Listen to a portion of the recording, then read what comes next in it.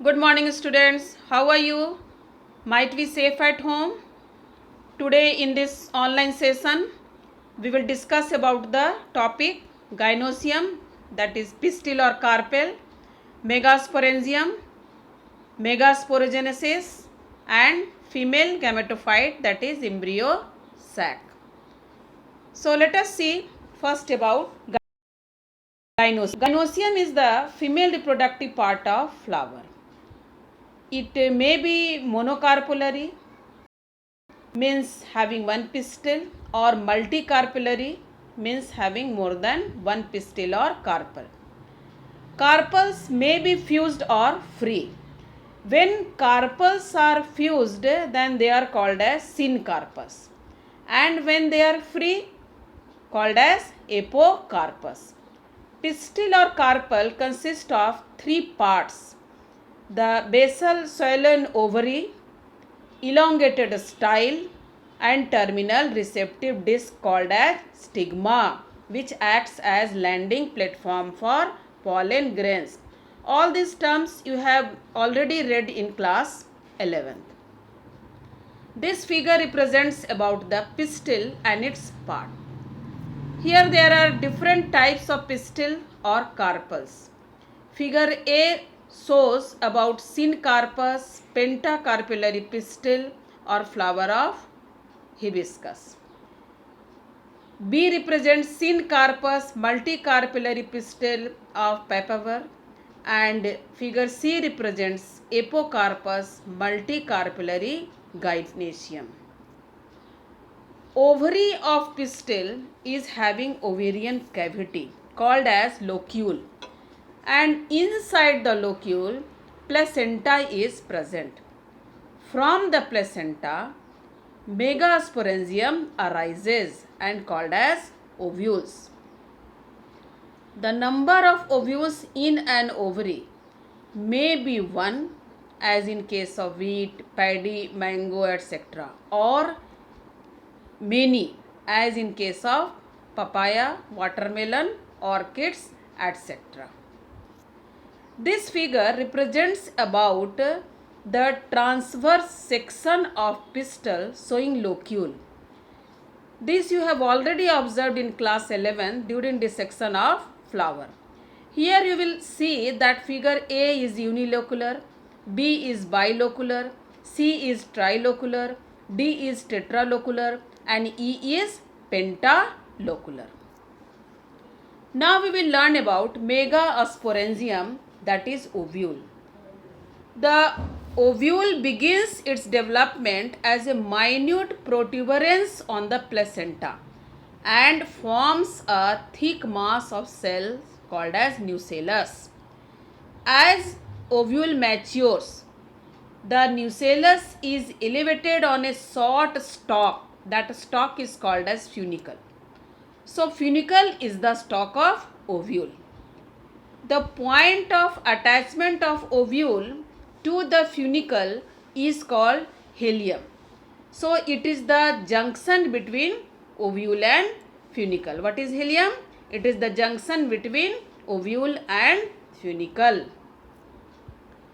During the development of ovule, one or protective layer called integuments, that is outer and inner, grow from the base of the nucellus called as chalaza. So base of the nucellus is called as chalaza, which surrounds the nucellus except a narrow opening called micropyle.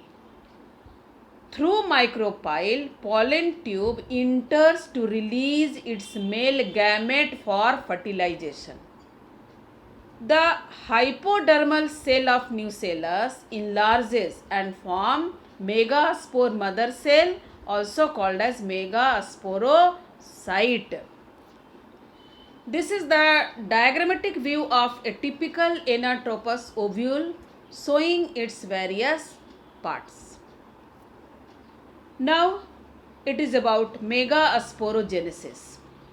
Megasporogenesis is the process of formation of megaspore from megaspore mother cell or megasporocyte. site.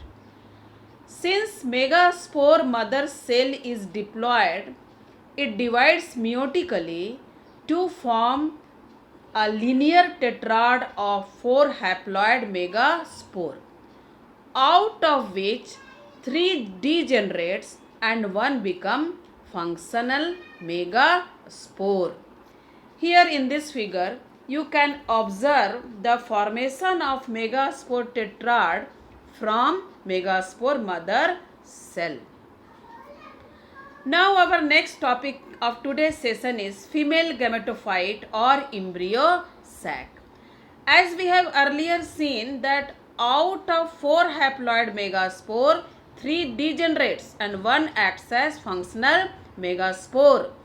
This functional megaspore divides and redivides mitotically thrice to form 8 nuclei.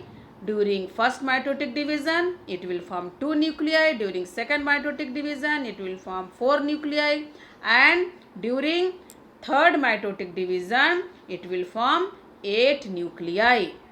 During division, megaspore enlarges into an oval shaped structure called embryo sac or egg apparatus. The 8 nuclei of embryo sac arrange themselves in 3 groups. 3 nuclei are towards the micropylar end, which forms the egg apparatus consisting of a central egg cell surrounded by 2 synergids.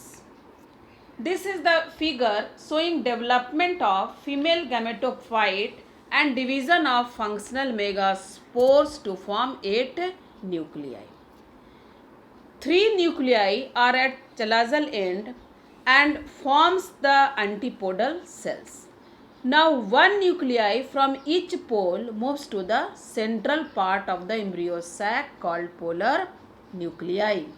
Later on, this polar nuclei fuses to form a diploid secondary nucleus. Thus, a fully developed embryo sac with the nucellus, integuments, funicle form mature ovule. A typical embryo sac is 8 nucleate and 7 celled structure. Let us see how it is 8 nucleate and 7 celled. 8 nucleate means 3 antipodal nuclei, 1 egg nucleus, 2 synergid nuclei and 2 polar nuclei. Altogether 8 nuclei. And 7 celled means 3 antipodal cells, 1 egg cells, 2 synergy cells and 1 central cell. This is the figure showing mature embryo sac having antipodals, polar nuclei, central cell, egg cell, synergids and filiform apparatus. So, dear children, this is all about today's session. Thank you. For any kind of doubts, please write your questions in the comment section.